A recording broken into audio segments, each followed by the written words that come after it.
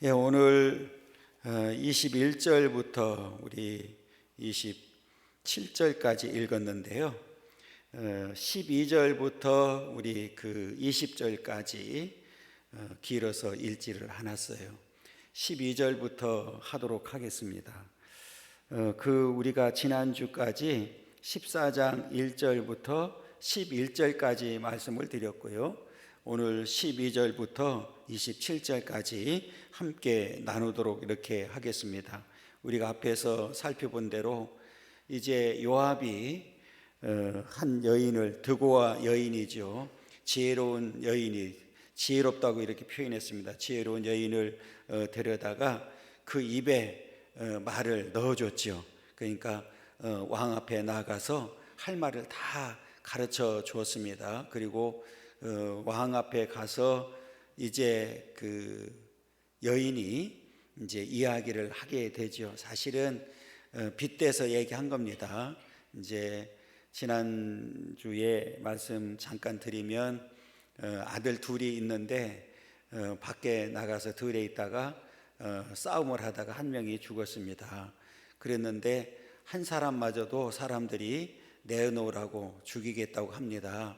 만약에 그 아들이 죽으면 대가 끊겨지게 됩니다. 이제 이런 얘기를 하죠. 그러니까 왕이 대노를 합니다. 그 말을 듣자마자 절대 그럴 일이 없다, 이제 이렇게 이야기를 하거든요. 그리고 나서 오늘 12절에 보면 12절에 이렇게 이야기합니다. 여인이 이르되 청하건대 당신의 여종을 용납하여 한 말씀을 내 주 왕께 여쭙게 하옵소서 하니 그가 이르되 말하라 하니라, 이렇게 이야기를 합니다. 앞에서 보면 절대 내 아들을 죽이지 못하게 한다. 그리고 여호와께 맹세까지 하면서 그렇게 약속을 해 주었습니다. 그때 여인이 왕에게 한 말을 내가 여쭙겠는데 허락해 주세요, 이렇게 얘기를 하니까 왕이 말해봐라, 이렇게 얘기를 합니다. 13절에 보면 여인이 이르되 그러면 어찌하여 왕께서 하나님의 백성에 대하여 이 같은 생각을 하셨나이까? 이 말씀을 하심으로 왕께서 죄 있는 사람같이 되심은 그 내쫓긴 자를 왕께서 집으로 돌아오게 하니 아심이니이다. 이 얘기는 한마디로 말하면 이런 얘기죠. 지금 다윗이 여인의 호소를 듣고 원수를 갚겠다고 말하는 자들에 대해서 분노하고 있을 때 여인이 그 말을 받아서 이제 즉시 이제 던진 질문입니다. 이 말은 세상 일에 대해서는 그렇게 정확하게 판단을 하면서 왜 왕에 대해서는, 왕의 가문에 대해서는 그렇게 하지 않습니까? 이제 이런 얘기거든요. 그러니까 정작 다윗 자신은 왕조가 끊어질 위험이 있는데도 불구하고 어째서 쫓겨난 압살롬을 데려오지 않고 있습니까? 이제 이런 질문을 이제 하게 됩니다. 그러면서 그 14절에 보면 우리는 필경 죽으리니 땅에 쏟아진 물을 다시 담지 못할 것이오나 하나님은 생명을 빼앗지 아니하시고 방책을 베푸사 내쫓긴 자가 하나님께 버린 자가 되지 아니하게 하시나이다. 이제 이 말은 뭐를 말할까요? 한마디로 말하면 왜 죽은 사람에게 그렇게 미련을 둡니까? 그 얘기예요. 그러니까 암논은 이미 죽었잖아요. 그죠? 첫째 아들 암논은 이미 죽었는데 왜 왕은 어떻게 죽은 사람에 대해서 그렇게 신경을 쓰고 있습니까? 살아있는 사람이 중요하지 죽은 사람이 중요합니까? 이제 여인이 그런 말을 하는 거예요.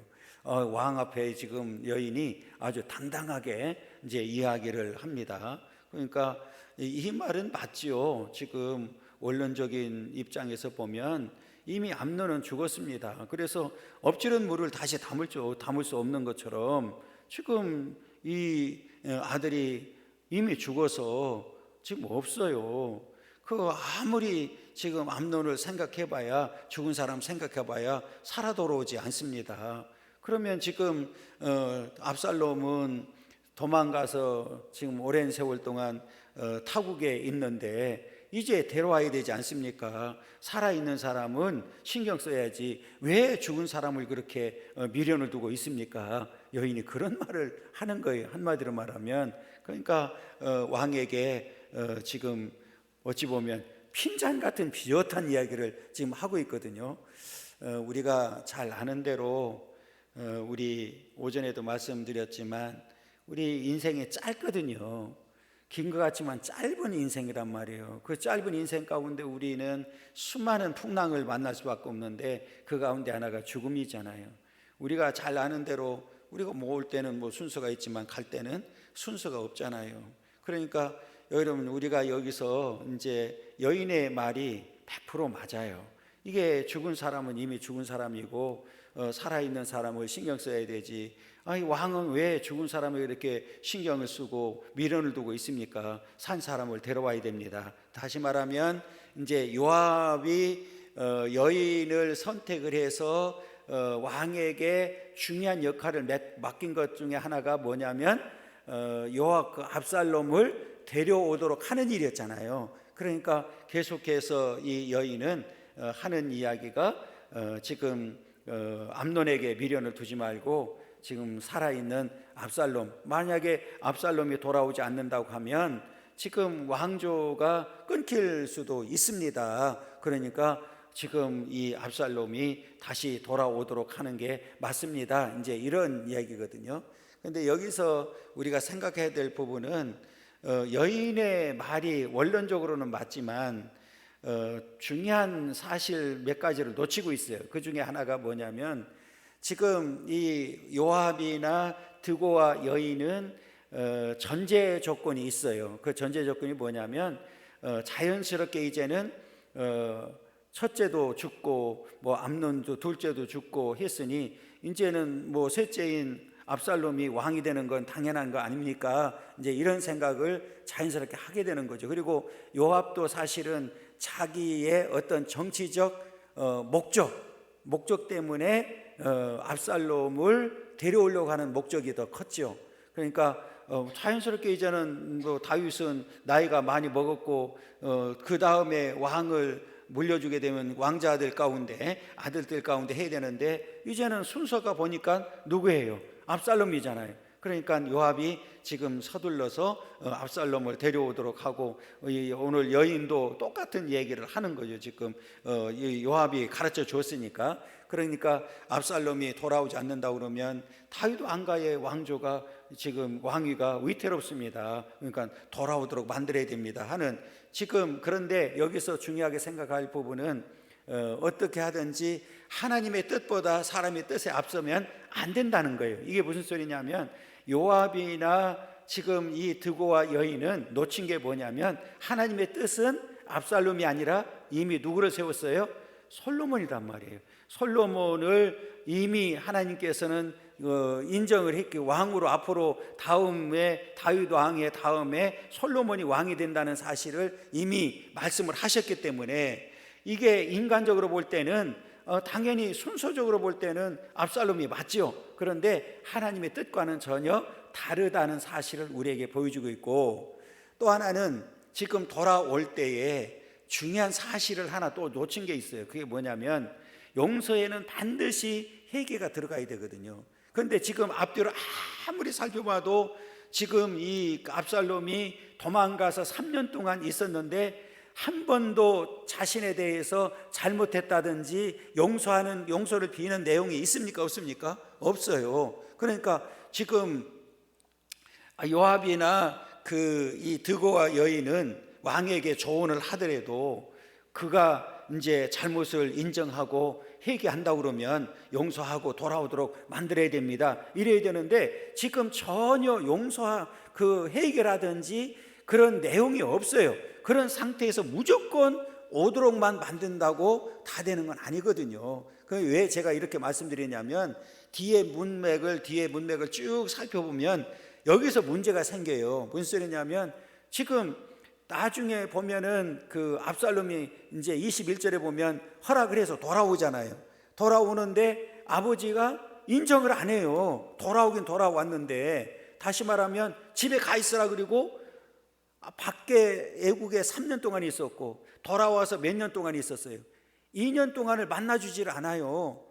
그러니까 지금 기본적으로 용서가 되지를 않았단 말이에요.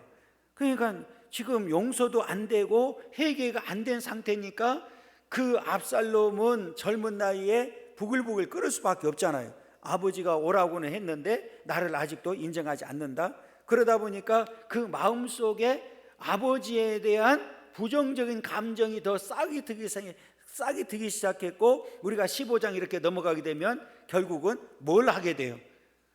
반란을 일으키잖아요. 그러니까 이 압살롬이 결국은 아버지를 몰아내는 일에 앞장서게 되는 역사를 보게 되거든요. 그러니까 이 사실을 보면 정말 용서는 전제가 반드시 돼야 되는 게 뭐가 돼야 돼요?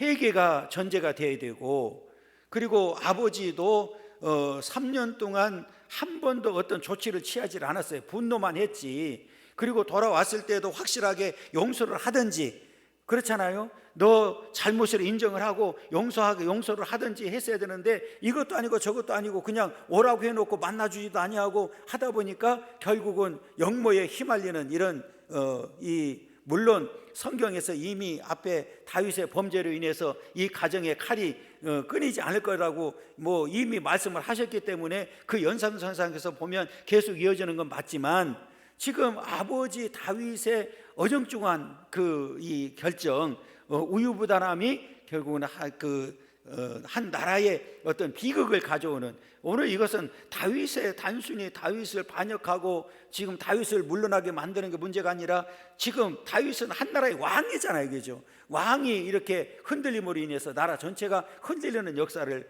보게 됩니다. 아무튼 이 드고와 여인이 이 왕에게 가서 지금 왕이 어찌 보면 잘못하고 있다는 얘기를 하는 거죠. 압살롬을 오게 만들어야 됩니다. 이렇게 이야기를 합니다. 그때 15절에 보면, 이제 내가 와서 내 주 왕께 말씀을 엿줍는 것은 백성들이 나를 두렵게 함으로 당신의 여종이 스스로 말하기를 내가 왕께 여쭈으면 혹시 종이 청하는 것을 왕께서 시행할 것이라 왕께서 들으시고 나와 내 아들을 함께 하나님의 기업에서 끊을 자의 손으로부터 주어 주의 종을 구원하시리라 함이니이다 그랬어요. 그래서 지금 굉장히 아첨을 하면서 뒤에 보면 굉장히 지금 그 왕을 높이는 이제 그런 모습을 보여주거든요. 17절에 보면 그 왜 그랬을까? 지금 드고와 여인은 사실은 요압의 어떤 그 꾀에 넘어가는 사람이거든요. 본인이 정말 압살롬이 이 다윗 왕가에 필요합니다. 그리고 다 본인이 원해서가 아니라 지금 성경에는 안 나와 있지만 요압하고 어떤 내부적인 거래가 있었을 거예요. 네가 만약에 성공한다고 하면, 네가 왕께 들어가서 압살롬이 진짜 네 말을 듣고 돌아온다고 하면 너는 큰 상을 받게 된다. 그렇잖아요. 또 하나는 아마 그럴 수도 있겠죠. 만약에 압살롬이 왕이 된다고 하면 너는 내가 얘기를 해서 너는 큰 상을 내려줄 수 있다. 아마 이런 내부적인 거래가 있었지 않을까 이런 생각을 하거든요. 그러니까 지금 잘못하면 이 드고와 여인은 왕 앞에 가서 잘못하면 뭐 할 수 있어요? 목숨을 내놓아야 되는 거거든요. 목숨을 내놓을 때는, 목숨을 내놓고 왕 앞에 갈 때는 뭔가를 하나를 얻기 위해서 지금 가는 거지, 만약에 그 여인이 아무 생각 없이 요압이 가라고 했으니까 간다? 그거는 말이 안 되거든요. 왜냐하면 우리에게 단서라는 게 준 게 있어요. 단서를 준 게 뭐냐면 2절이거든요. 2절에 자 2절 보면 뭐라고 되어 있느냐면, 드고와의 사람을 보내 거기서 지혜로운 여인 하나를 데려다 그랬거든요. 이 여인은 지혜로운 여인이거든요. 그러니까 미련한 사람이 아니에요. 미련한 사람 같으면 그냥 시키는 대로 할 수 있지만, 지혜로운 사람은 뭐예요? 그냥 시키는 대로 할 수가 없잖아요. 그러니까 이 단서를 하나 준 게 있어요. 지혜로운 여인이다. 그러니까 아마 내부적으로 어떤 약속을 하고 이런 일을 하지 않았을까 이렇게 얘기를 할 수 있는데, 그러면서 자연스럽게 이제 자신의 얘기를 하는 거예요. 왕이 앞에 이미 결정을 해줬거든요. 누구도 네 하나밖에 없는 아들을 죽이지 못한다. 내가 여호와께 맹세하고 내가 분명히 지켜주겠다 얘기를 했거든요. 그러니까 지금 이제 자연스럽게 그 여인이 그런 얘기를 하는 거예요. 아, 왕이 나의 문제를 해결해 줄 줄 알았습니다. 나를 구원해 줄 줄 알았습니다. 이제 이런 내용이거든요. 그러니까 지금 세상적으로는 막 비난을 받고 아들을 내놓으라고 그러고 죽이려고 지금 하고 있는데, 왕은 지혜롭게 판단을 해서 우리 가정의 대가 끊지 않도록 만들어 주셨습니다. 그러면서 어찌 보면 감사하는 그런 내용이 지금 자연스럽게 들어가 있거든요. 그래서 16절에 보면 왕께서 들으시고 나와 내 아들을 함께 하나님의 기업에서 끊을 자의 손으로부터 주의 종을 구원하시리라 함이니이다. 구원해 주셨다고 하는 내용이거든요. 그러니까 기업에서, 하나님의 기업에서 끊어질 수밖에 없었는데 이렇게 끊지 않도록 만들어 주셔서 이제 감사합니다. 이제 이런 내용이 들어 있으면서 오늘 그 17절에 보면 굉장히 왕을 이제 높이는 모습을 보여주고 있는데, 17절 보면 당신의 여종이 또 스스로 말하기를 내 주 왕의 말씀이 나의 위로가 되기를 원한다 하였사오니 이는 내 주 왕께서 하나님의 사자같이 그랬어요. 왕을 향해서 뭐가 같이? 하나님의 사자같이, 하나님의 사자같이 선과 악을 분간하심이니이다. 원하건대 왕의 하나님 여호와께서 왕과 같이 계시옵소서. 그래서 이 여인이, 드고와 여인이 자신의 문제를 이제 해결받고 그러면서 왕을 굉장히 높여주는 모습을 보여주고 있거든요. 마치 하나님의 사자라고 인정을 해주는, 그리고 여호와께서 함께 계시기를 원합니다. 그러면서 주의 말씀이, 이제 왕의 말씀이 나에게 큰 위로가 되었습니다. 이제 이런 내용이죠. 그러니까 이 여인의 입장에서는 왕을 만나서 자신의 문제가 해결되었고, 또 하나 요압이 부탁한 말도 자연스럽게 이루어졌고, 그래서 모든 문제가 다 해결됐어요. 그러니까 지금 이 여인의 입장에서는 왕을 굉장히 높여주고 있는 모습을 이제 우리에게 보여주고 있습니다. 자, 그러면서 이제 18절부터 20절까지는 여인이 이제 또 이 이야기를 하는데, 왕이 이제 물어요. 내가 너한테 묻고 싶은 게 있다. 이게 네가 너 스스로 생각한 거냐, 누가 시켜서 한 거냐, 이게 숨기지 말고 얘기해라. 이제 이렇게 이야기를 합니다. 그러니까 이 여인이 이제 깜짝 놀라서 그대로 대답하죠.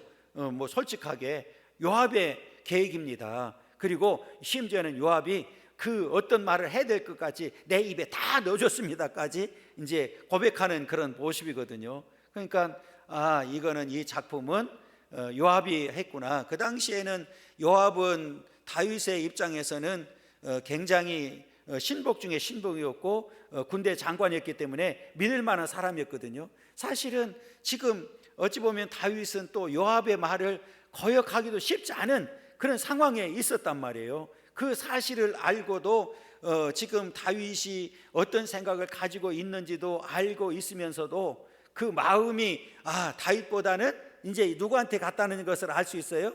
압살롬에게 가 있다는 사실을 알고 있음에도 불구하고, 그 여인이 그렇게 얘기했는데도 불구하고 전혀 거기에 대해서 반응을 보이지 않고 오히려 요압이 이제 했다고 하는 말에 이제 그대로 허락하는 이제 그런 모습을 우리가 이제 볼 수 있는데, 18절부터 20절까지는 그 내용이에요. 18절 먼저 읽어보면 왕이 그 여인에게 대답하여 이르되 바라노니 내가 네게 묻는 것을 내게 숨기지 말라.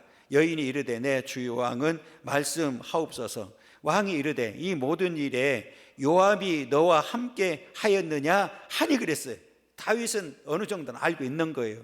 이렇게 할 정도면 이 여인이 스스로 할 수 있다고 생각을 안 한 거지요. 당연히 누가 뒤에서 조정을 했을 텐데, 이것을 이제 되어진 일들 보니까 뒤에서 누가 조정했다는 사실을 알게 된 거예요. 요압이 자연스럽게 이제 등장하고 있거든요. 그러니까 다윗 왕도 어느 정도는 알고 있었다, 이렇게 보면 되는데, 여인이 대답하여 이르되 내 주 왕의 살아계심을 두고 맹세하옵나니 내 주의 왕의 말씀을 좌로나 우로나 옮길 자가 없으리이다. 왕의 종 요압이 내게 명령하였고 그가 이 모든 말을 왕의 여종의 입에 넣어 주었사오니 그랬어요. 그래서 요압이 한 게 맞습니다. 그리고 무슨 말을 할 것까지 내 입에 다 넣어줬습니다. 이렇게까지 이제 이야기를 합니다. 그러면서 20절에 보면 이는 왕의 종 요압이 이 일의 형편을 바꾸려 하여 이렇게 함이니이다. 내 주 왕의 지혜는 하나님의 사자의 지혜와 같아서 땅에 있는 일을 다 아시나이다 하니라. 또 높여요. 그래서 아마 이 여인은 이제 들켰구나, 이제 꼼짝없이 죽을 수밖에 없겠다, 뭐 이런 생각을 할 수도 있죠. 앞에 말씀드린 대로 왕 앞에서 잘못하면 죽을 수밖에 없잖아요. 왕 한마디면 지금 왕이 예를 들어서 신하들을 향해서 야, 이 여인을 데려다 죽여라 그러면 뭐 할 수밖에 없어요? 죽일 수밖에 없죠. 그러니까 지금 이 17절에서도 그랬지만 오늘 20절에서도 보면 하나님의 사자라고, 주의 왕의 지혜는 하나님의 사자와 같다 그러면서 굉장히 높여주는 모습을 보여주고 있는데 아마 자기 목숨이 경각간에 달렸다고 생각하지 않았을까, 이제 이런 생각을 하게 되거든요. 아무튼 이 여인의 입장에서는 지금 큰 위기 가운데 빠져 있는 것은 틀림없죠. 그런데 지금 왕은 전혀 거기에 대해서는 반응하지 않냐고, 요압이 개입됐다는 사실에 오늘 이제 그대로 허락하는 모습을 보여주고 있는데 바로 21절이 이제는 허락하죠. 요압을 데려오라고 이렇게 허락하는데 보면 왕이 요압에게 이르되 내가 이 일을 허락하였으니 가서 청년 압살롬을 데려오라 하니라 그랬어요. 지금 사실은 앞에서 잠깐 말씀드린 대로 또 하나 여기서 이제 문제가 뭐냐면 왕의 입장에서는 참 그 압살롬을 데려오기도 곤란했다는 사실은 우리가 앞뒤 문맥을 보면 알 수 있거든요. 아들이지만 누구를 죽인 자이기 때문에, 형을 죽인 자잖아요. 아들을 또 다른 아들을 죽였잖아요. 그러면 그 당시에 법적으로는 사람을 죽인 사람은 뭐 할 수밖에 없어요? 죽여야 되는 거 마땅하잖아요. 그런데 죽이지를 않았어요. 도망갔어요. 그런데 아무 문제 없이 돌아오게 만든다. 왕의 입장에서는 할 수가 없잖아요. 그런데 앞에 우리가 살펴본 대로 우리 1절을 한번 또 읽고 넘어가 줘야 되는데 1절을 우리 읽겠습니다. 수리의 아들 요압이 왕의 마음이 압살롬에게로 향하는 줄 알았어요. 그러니까 마음이 자연스럽게 그 왕도 누구한테 지금 가 있어요? 압살롬한테 가 있단 말이에요. 그것을 요압이 눈치를 챘다고요. 그러니까 이 말은 무슨 말이냐면 다윗이 앞장서서 오라고 데려올 수도 없는 상황인데 지금 마음은 압살롬한테 가 있고 그 요압이 자연스럽게 데려오라고 이제 와도 된다고 하는 말을 했을 때 다윗의 입장에서는 아마 그래 이거다 했을지도 모르죠. 그리고 또 하나는 앞에 잠깐 말씀드린 대로 지금 압살롬이 돌아왔는데도 2년 동안 만나주질 않았거든요. 왜 그랬을까? 아마 앞에 제가 잠깐 말씀드린 대로 원래는 죽어야 마땅한데 오자마자 또 만나준다고 하면 백성들의 민심이 또 사나워질 수 있잖아요. 자기 아들이니까 살려주네 뭐 이렇게 또 얘기할 수 있잖아요. 그죠? 그러니까 돌아오긴 돌아왔지만 아마 왕의 입장에서는 만나고 싶으면 왜 없겠어요. 여기서 지금 마음이 압살롬으로 향했다고 했으니까 마음은 가 있단 말이에요. 그런데 냉정하게 어찌 보면 내치는 거죠.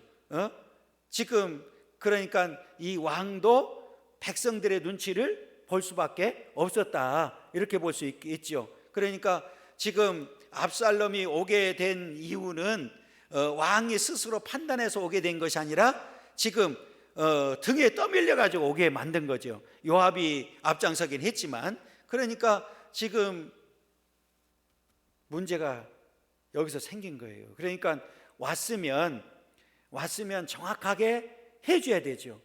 용서를 빌게 만든다든지 뭐 어떤 징계를 내린다든지 그렇게 해서 어떤 문제를 매듭을 지어야 되는데 매듭진 갖고 짓지 않고 그냥 가다 보니까 아들 입장에서는, 아버지는 아마 그런 마음을 가지고 백성들의 눈치를 보면서 지금 판단을 할 거라고 생각하는데, 아들의 입장에서는 아니 오라고 해놓고 이게 뭐야, 기분 나쁘게 아버지 만나주지도 않고, 아마 이런 생각이 젊으니까 아마 악감정을 갖지 않았나, 이제 이런 생각을 하게 되거든요. 아무튼 지금 여인의 말을 듣고 나서 요압이 뒤에서 조종을 했구나. 그래서 요압을 불러다가 지금 압살롬을 데려오라고 이렇게 이제 명령하는 모습을 이제 보여주고 있습니다. 요압이 땅에 엎드려 절하고 왕을 위하여 복을 빌고, 요압이 이르되 내 주 왕이여 종의 구함을 왕이 허락하시니 종이 왕 앞에서 은혜 입은 줄을 오늘 아나이다 하고 그랬어요. 언제는 은혜 안 입었어? 오늘만 은혜 입었어? 그리고 사실은 엄밀히 따지면 본인이 은혜 입은 게 아니잖아요. 드고와 여인이잖아요. 그렇잖아요. 드고와 여인을 시켜서 했는데 자기는 뒤에 빠졌다가, 그러면서 자연스럽게 왕에게 이제 은혜 입었다고 이렇게 고백을 하고 있는 모습을 보여주고 있고, 그 요압이 일어나 그 술로 가서 압살롬을 데리고 예루살렘으로 오니 왕이 이르되 그를 그의 집으로 물러가게 하여 내 얼굴을 볼 수 없게 하라 하매 압살롬이 자기 집으로 돌아가고 왕의 얼굴을 보지 못하니라. 앞에 말씀드렸던 대로 몇 년 동안, 2년 동안, 3년 동안 밖에 애국에 있다가 지금 예루살렘으로 다시 돌아왔는데, 돌아와서도 2년 동안을 얼굴을 보지 못했어요. 왕을 만나지를 못했어요. 이렇게 이제 어찌 보면 어중쩡한 결정이 오늘 집안에 또 하나의 어떤 이 문제거리를 가져왔다, 이렇게 보면 되고요. 그 다음에 이제 25절부터 27절까지는 압살롬의 용모에 대해서 이야기를 합니다. 흠이 없대. 아주 잘생겼대요. 양반들이 놀래지도 않네. 기분 나쁘다 이거지. 아니 성경에요, 이렇게 용모에 대해서 이야기하면서 흠이 없다고 하는 사람이 별로 없어요. 그러니까 잘생긴 거야. 또 하나 잘생긴 이유가 또 뭐가 있냐면, 딸을 낳는데 딸도 예쁘다네. 당연히지. 그게 25절이야. 내가 말하는 게 아니라 25절이라니까. 25절 봐요. 온 이스라엘 가운데에서 압살롬같이 아름다움으로 크게 칭찬받는 자가 없었으니 그는 발바닥부터 정수리까지 세상에 흠이 없다네. 흠이 없대. 그리고 27절 끝에 보세요. 27절 읽어보세요. 압살롬이 아들 셋과 딸 하나를 낳았는데 딸의 이름은 다말이라. 그 얼굴이 아름답대. 그 아버지 그 딸이지. 아름답대. 그런데 여러분, 여기서 앞에 지금 요압이나 드고와 여인은 압살롬을 무슨 감으로 지금 생각하고 있어요? 왕이죠, 왕. 다음에 왕으로. 그런데 여러분, 외모에 대해서는 이야기했는데 왕이 될 만한 인품이나 자격에 대해서는 이야기한 적이 있어요, 없어요? 없어요. 그러니까 용모는, 외모로는 흠이 없는데 왕감은 된다, 안 된다? 안 된다는 사실을 자연스럽게 말하고 있는 거예요. 그리고 머리털을 깎으면 1년에 한 번씩 깎는데요, 여기 왕의 세겔이라고 나와 있잖아요. 이게요, 이게 이제 제가 원어를 찾아보면서 주석을 쭉 몇 가지를 찾아봤더니 일반 세겔의 3배라고 하네요. 그러니까 그 왕의 세겔로 달았다고 그러니까 무게가 꽤 많이 나갔다는 얘기거든요. 그래서 계산해 보니까 머리를 깎아 놨는데 4.56kg라고 그러네요. 이제 놀래네. 일반 사람 머리는 보통 500g이래요. 그런데 용모도 훌륭했고 머리도 무슨 머리인지 하여튼 사자머리인지 그렇게 많이 나갔대요. 근데 여기서 제가 자꾸 용모를 얘기하는 이유가 있어요. 머리 얘기하는 이유가 있어요. 압살롬이 무엇 때문에 죽었어요? 예, 머리 때문에 죽었어요. 그걸 강조하고 싶은 거예요 지금. 여러분, 예모 자랑하다가 그 예모로 망했다니까. 머리가 나중에 도망가다가 나무에 뭐가 걸렸어요? 머리가 걸려가지고 대롱대롱 그 무게가 나가는 머리가 걸려가지고 그냥 그 머리 때문에 사실은 죽게 되거든요. 그러니까 여러분, 우리가 하나님 앞에서 용모자라는 게 아니야. 또 나같이 잘생긴 사람 같으면 또 모르지만 되게 비웃네.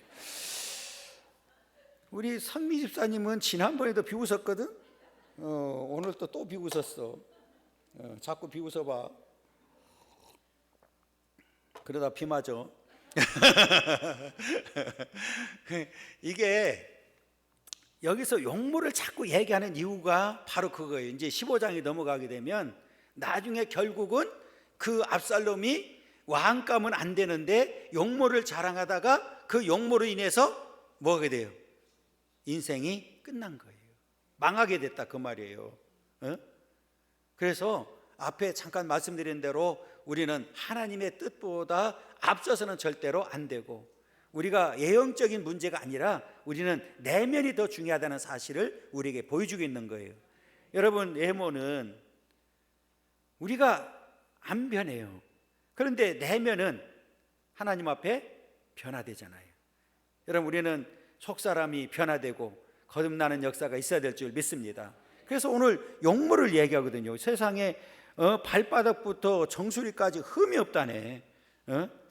그러면서 26절이 이제 앞에 제가 말씀드렸던 머리 얘기예요. 그의 머리털이 무거움으로 연말마다 깎았으며 그의 머리털을 깎을 때에 그것을 달아본 즉 그의 머리털이 왕의 저울로 200세겔이었더라. 무거운 저울로 다른 거예요. 그러니까 지금 꽤 많이 나간다고 하는 것을 보여주고 있거든요. 그러니까 용모도 아름답고 머리도 굉장히 튼튼한 머리를 좋은 머리를 가지고, 머리카락이지, 머리카락. 소위 말하면 머리가 아니라 머리카락인데 그 머리카락이 나무에 걸려가지고 결국은 비참하게 종말을 고하는 역사를 보게 됩니다. 그 다음에 이제 압살롬의 아들 셋과 딸 하나를 낳았는데 딸의 이름은 다말이라. 그는 얼굴이 아름다운 여자더라 그랬어요.